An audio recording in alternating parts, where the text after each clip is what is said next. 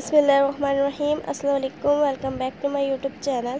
अगर आपने मेरा चैनल सब्सक्राइब नहीं किया तो कर लें और बेल आइकन को क्लिक करना ना भूलें ताकि मेरी हर आने वाली नई वीडियो का नोटिफिकेशन आपको जल्द से जल्द मिले।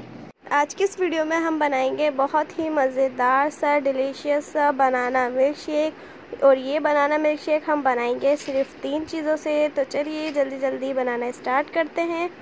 बनाना मिल्क शेक बनाने के लिए हमने लेना है एक ब्लेंडर जार, उसमें 8 केले छील के काट के हमने इसमें डाल लेने हैं। इसके बाद हमने डालना है इसके अंदर 1 पाव दूध आपका बॉयल होना चाहिए। आप चाहे तो पैकिंग वाला दूध भी इस्तेमाल कर सकते हैं। उसके बाद हम इसके अंदर डालेंगे 1/2 कप शुगर डालने के बाद हम इसको अच्छे से ब्लेंड कर लेंगे, फिर निकाल के सर्व करेंगे।